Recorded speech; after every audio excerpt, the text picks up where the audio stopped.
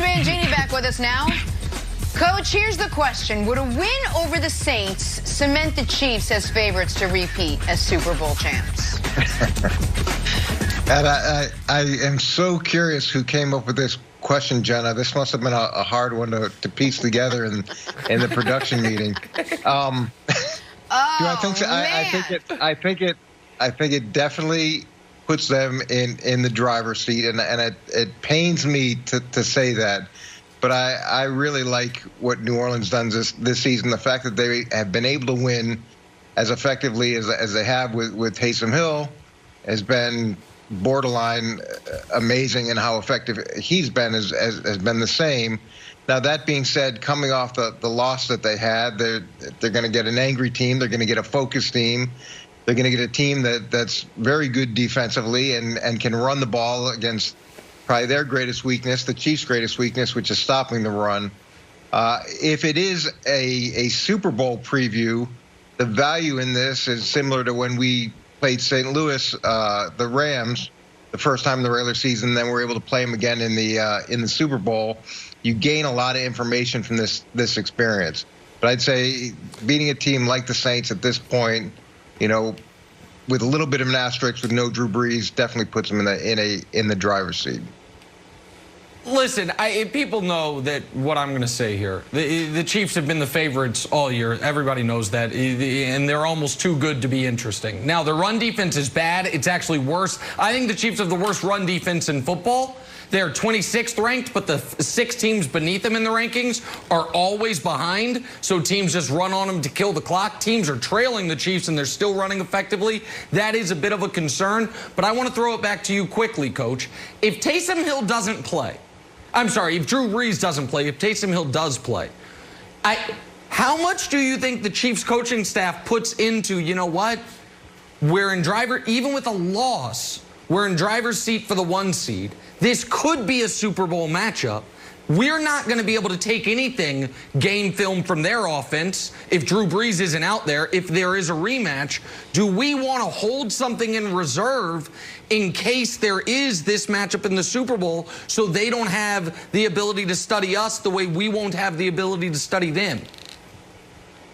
I don't think that's going to be the case. If anything, you're gonna try to win the game to make sure that you secure that number 1 seed, and there's no question it's so much more valuable this year than it has been in the past, and so much changes between now and the Super Bowl that you can do what you want to do at this point without projecting out that far, and really by doing that it gives you a lot of excellent information if you do end up facing them a second time in the Super Bowl. And that was what happened with us, and probably the difference in the Super Bowl is all the information we gathered from the mistakes we made with what we thought was our best plan in the first game. Yeah, Wilds, I'll be quick here. Look, regardless if they win or not, the Chiefs are in the driver's seat. They're that good.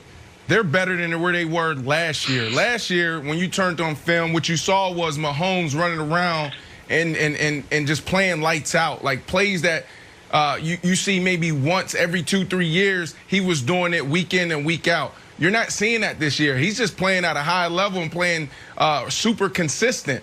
What you're seeing is the Chiefs beating teams in different ways. When you think about the New England Patriots and why they've been able to dominate for so long is because they evolve week in to week out. You don't know how they're going to beat you. You don't know how they're going to attack you. They have a new playbook, it seems, every other week. So I think that's what the Chiefs are evolving to. It's like, okay, you want to take away the pass game? We'll just beat you on the ground. Okay, you want to take away a run? We'll beat you with passes and screens. And they're also playing good defense, good enough defense with Coach Spags. Yeah. Coach Spags, sometimes he's throwing the house at you, Nick, and sometimes he's playing just conservative. Yeah. But I think Coach Spags is good enough to get the job done. Listen, I'm a little conflicted in this game. I think a loss actually could be good for the Chiefs because they keep playing with fire and trailing opponents and then believing they'll come back. So on one side of the coin, because I think they're 1 seed either way, I think a loss could be good for them. On the other side of the coin, if the Chiefs lose to Taysom Hill, I might have to resign my position on this show. So I hope they win. That's fair. I don't think I could deal with it. I don't think I can deal with it. Makes me giggle. Let's go to break. We got to take a turn. It's time to ask ourselves this. Does Pittsburgh have a Big Ben problem? We're talking Steelers on the other side. First things first. It's hard to grade the season up to this point for Tom Brady. Couple of A's, where we've seen flashes of brilliance. We got a few C's, where we wondered what Brady was thinking. There was one F, where he forgot there were 4 downs. This past Sunday, though, against the Vikings, in one of the most important games of the season, Tom showed up, plain and simple. And so his head coach, Bruce Arians, doesn't want to hear any more criticism about his quarterback. Take a listen. Yeah, I don't know why anybody's criticizing Tom. I mean, what he did at the end of the half and to start the second half is very, very few teams can score 17 points in a matter of 5 or 6 minutes. No matter if we don't make a first down on the first 2 third downs, I don't care if we finish the half with 17 points. I don't care how we start. So I mean, yeah, he's not getting enough credit for what he's doing. Oh. Coach Eric Mangini joining us now. So, Coach, is Bruce Arians right that Tom Brady isn't getting enough credit for what he's doing out there?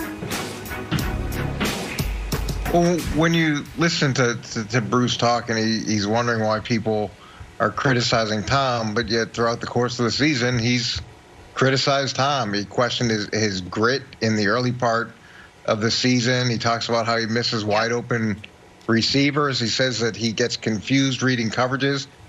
To me, the idea that Tom Brady gets confused reading coverages is amazing. And then to sit back and say, I don't know why anybody's criticizing him. Well, when you open the door by criticizing your quarterback and you create that arena and that pathway, you shouldn't be surprised that it becomes an ongoing topic. And I know people get frustrated with Bill's approach where he doesn't criticize individual players, but it does operate and it does functionally create an environment where those things aren't the focal point of either his press conferences or things in the locker room. So I don't know why he's surprised. Does he deserve some criticism? Of course he does. Any starting quarterback is going to get criticized throughout the course of the season. So the question I would have for you, Coach, is what's the difference between honesty and criticism? If one of the reasons why everyone loves Bruce Arians is because he's a straight shooter and he tells it like it is. He's like an old Western sheriff.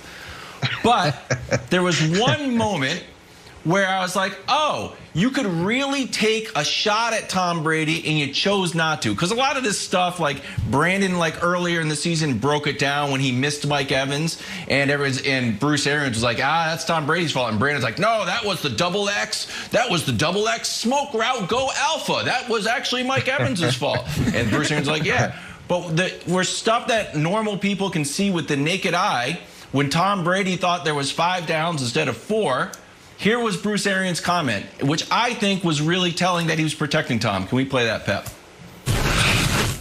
Bruce, at the end of the game there, that last drive, it looked like Tom might have been confused with what down it was. Did he not know it was 4th down?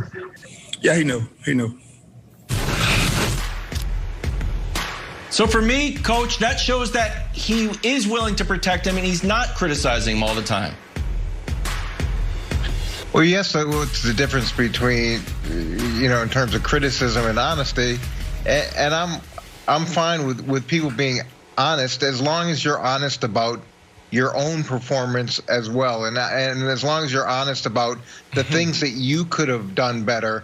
And as a coach, as an offensive coordinator, you have the ability to talk to the quarterback every single play. So you can easily say, hey, Tom, remember now it's 3rd down. We got to do X, Y, and Z. Okay. And to say that he should just know what down it is, of course. But is there a problem with reminding guys? It happens all the time, regardless of how many years someone has in the league. You're constantly coaching and trying to put them in the best position because in the heat of the moment, that can be lost, even with the most experienced guys. All right. Yeah, well, look, this is a team that was 7-9 last year, and they came in, they brought in Tom Brady, and the expectations are high. When you bring in the GOAT, there's going to be some criticism. right? Because the expectation is for you to perform at a high level every single day in practice, every single day, or every single game. Thursday night football, Sunday night football, we need to see you at your best. And there are times this year where the GOAT, Tom Brady, has underperformed. But here's the deal. Like, I think we missed the fact that, and how big not having offseason and preseason is. Coach, we talked about this. You can have hundreds of plays in your playbook. And where you built that chemistry and that continuity is in the offseason. We take our playbook and we break it down into phases. Okay, here's phase one. We're going to put in a quick game. We're going to install just the fundamentals and the basics. And then as the weeks go by, we start implementing more and more and more. And then we get to training camp come July and we start all over again. So everybody's on the same page. So for Tom to be in this situation where this team was 7-9 last year,